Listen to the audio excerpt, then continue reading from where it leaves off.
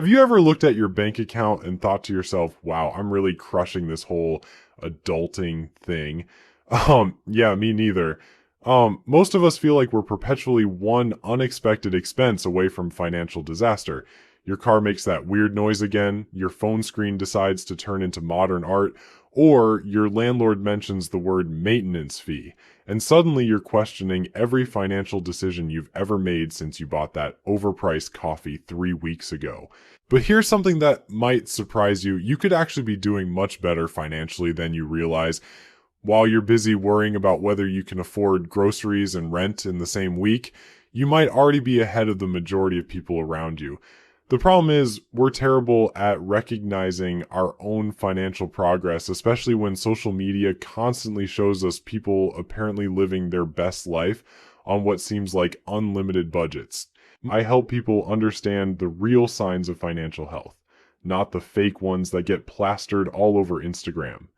If you're interested in discovering whether you're actually doing better than you think, make sure to subscribe to the channel and hit the like button if this information helps you see your situation more clearly. The truth is, most people have a completely distorted view of what financial success actually looks like. We think it means driving expensive cars, taking exotic vacations, or having enough money to buy whatever we want whenever we want it. But real financial stability is much more boring and much more achievable than the flashy lifestyle we see online. It's about having systems in place, making consistent progress, and avoiding the financial traps that keep most people stuck. Today I'm going to walk you through the real indicators that you're doing well financially, even if your bank account doesn't make you feel like a millionaire. Some of these signs might shock you because they're the complete opposite of what most people think wealth looks like. Others will help you realize that those small, seemingly insignificant financial habits you've developed are actually setting you up for long-term success.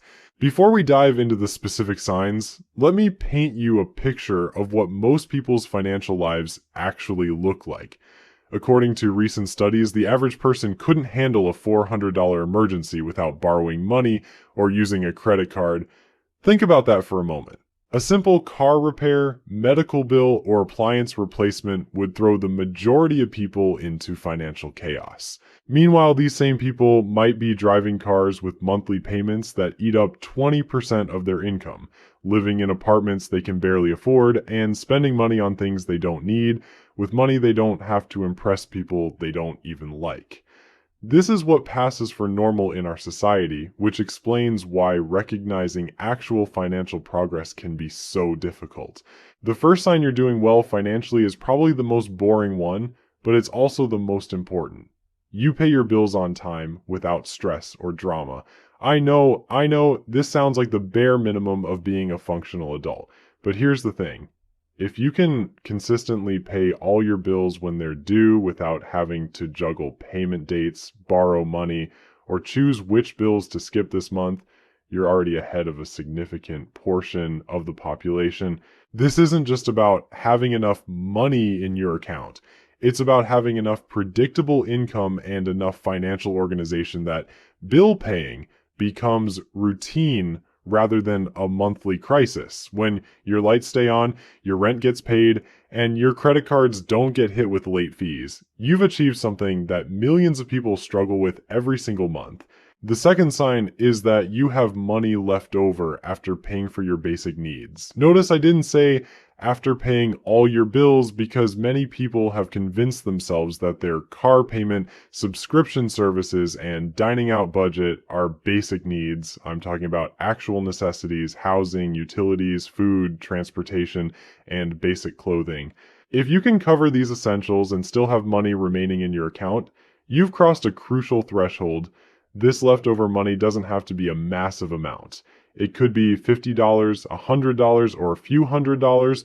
The specific amount matters less than the fact that it exists consistently.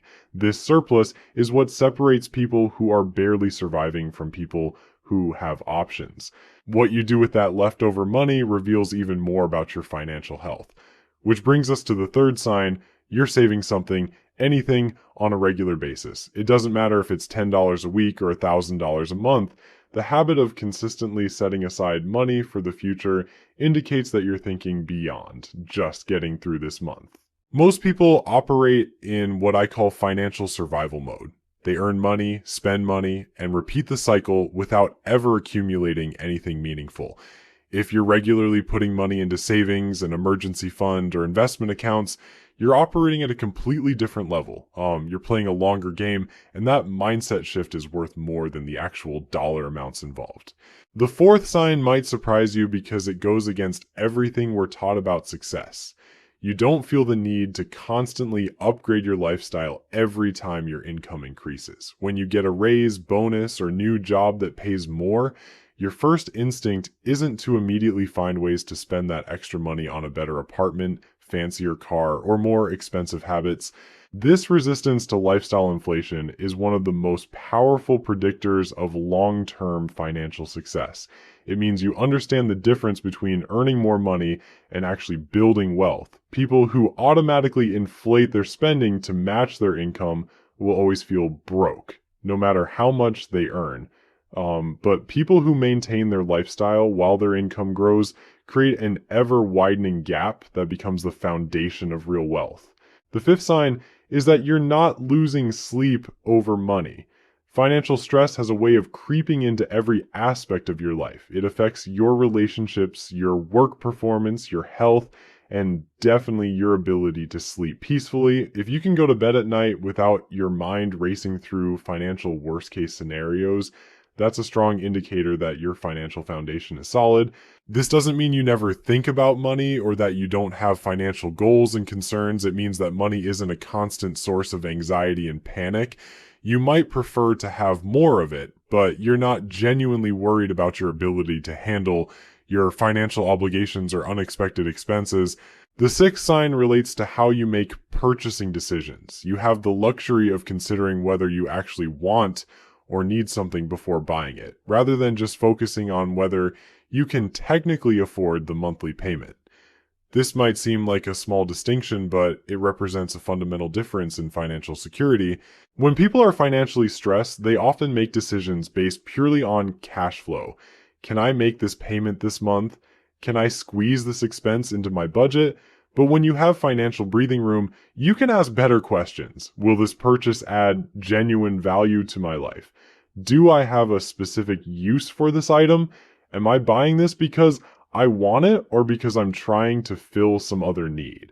This ability to pause and consider purchases rather than making impulse decisions or defaulting to whatever financing option is available indicates that you're in control of your financial choices rather than being controlled by them.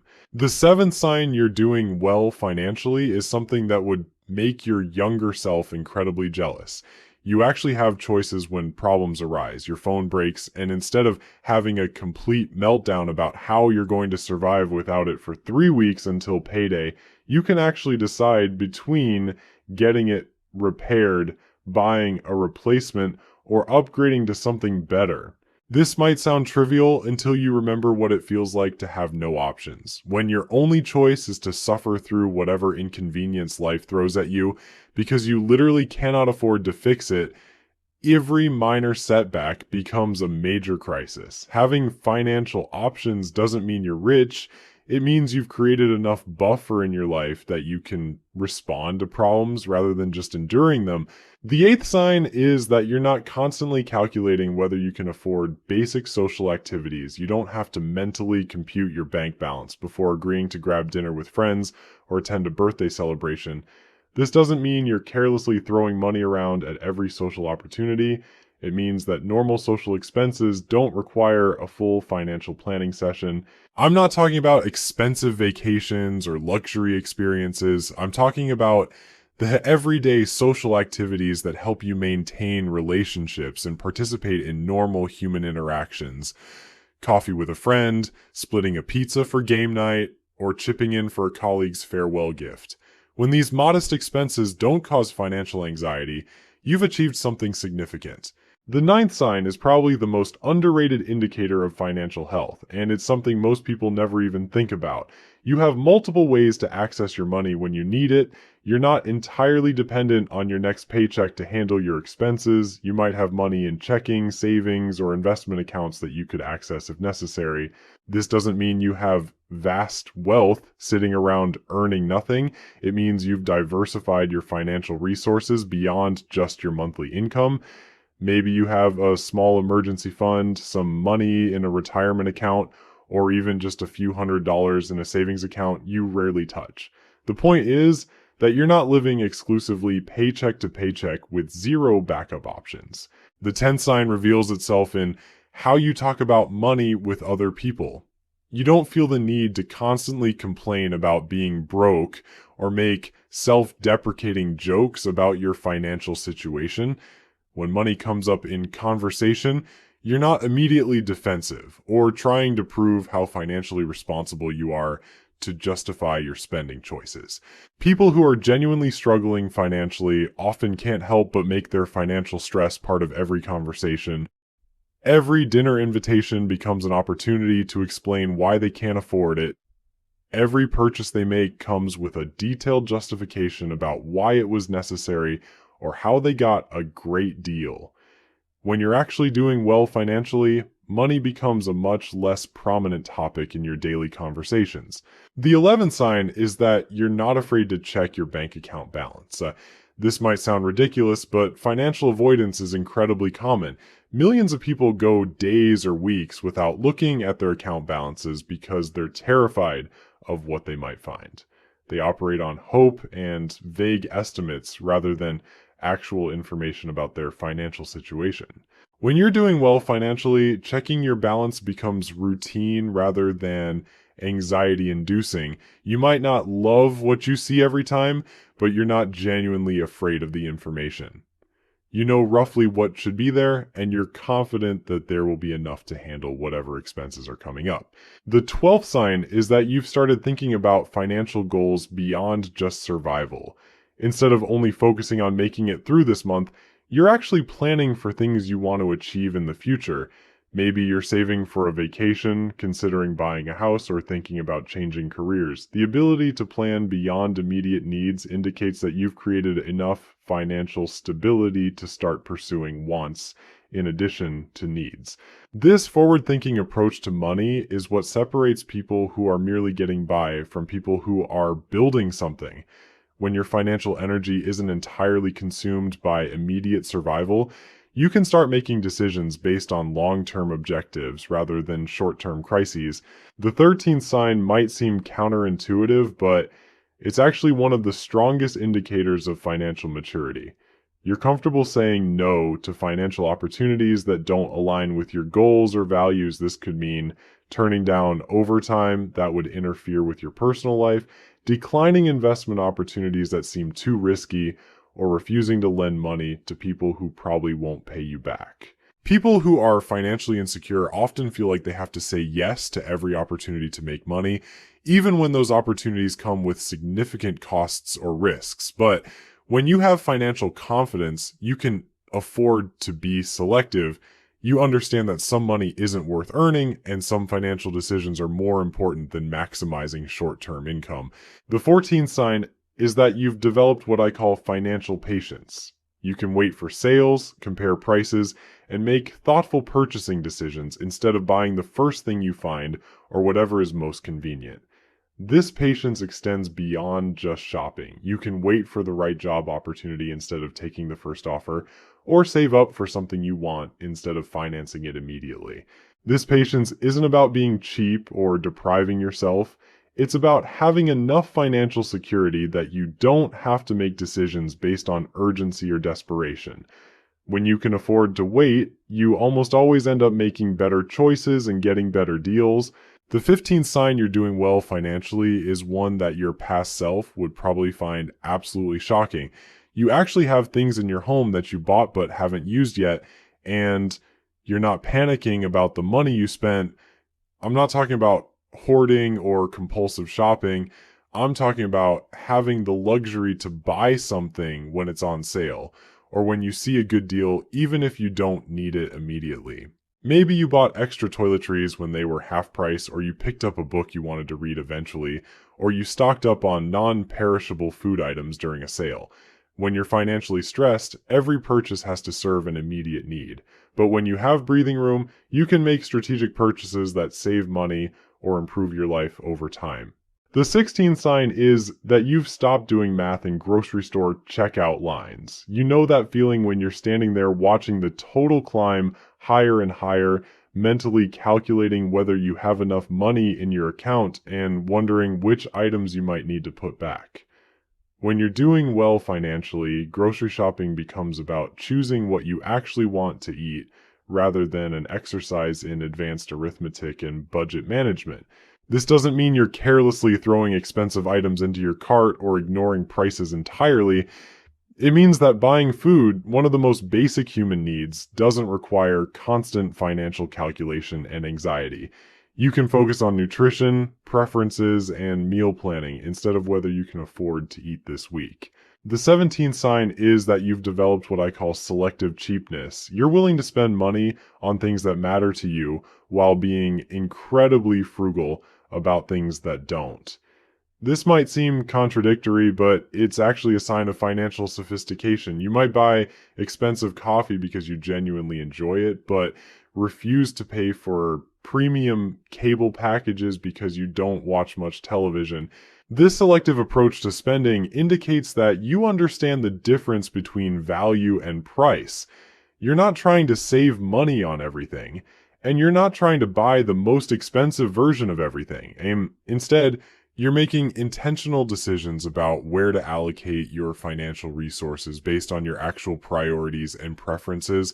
The 18th sign is that you can handle minor financial setbacks without them derailing your entire month. Your car needs new tires, your washing machine starts making concerning noises, or you get a parking ticket, and while these expenses might be annoying, they don't cause a complete financial meltdown. You can absorb these costs and continue with your normal financial routine. This resilience to minor financial shocks is one of the clearest indicators that you've built adequate financial cushioning. Most people are operating so close to their financial limits that any unexpected expense creates a domino effect of financial problems. But when you have even modest financial reserves, these setbacks become inconveniences rather than disasters. The 19th sign might surprise you because it's about what you're not doing. Rather than what you are doing, you're not constantly researching ways to make quick money online. You're not falling for get-rich-quick schemes, considering multi-level marketing opportunities, or spending hours trying to figure out how to monetize every hobby or skill you possess. People who are financially desperate often spend enormous amounts of time and energy looking for alternative income sources, usually in ways that are unlikely to produce meaningful results.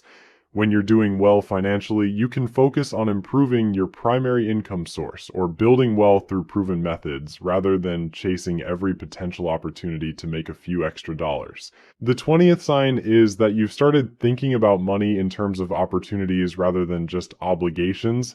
Instead of viewing your income as something that immediately gets consumed by bills and expenses, you see it as a tool that can create possibilities. You might think about investing, starting a side business, taking a class to improve your skills, or saving for experiences that matter to you. This shift from scarcity thinking to opportunity thinking represents a fundamental change in your relationship with money. When you're financially stressed, money feels like something that disappears as quickly as it arrives. But when you have financial stability, money becomes a resource that can help you build the life you actually want. The 21st sign is perhaps the most subtle, but also one of the most important. You make financial decisions based on your actual situation rather than your fears about what might happen. You don't keep thousands of dollars in low-interest savings accounts because you're terrified of any investment risk. You don't avoid spending money on things that would genuinely improve your life because you're worried about some undefined future catastrophe. This doesn't mean you're reckless with money or that you don't plan for potential problems. It means you're making rational decisions based on realistic assessments of risk and reward rather than being paralyzed by worst-case scenario thinking.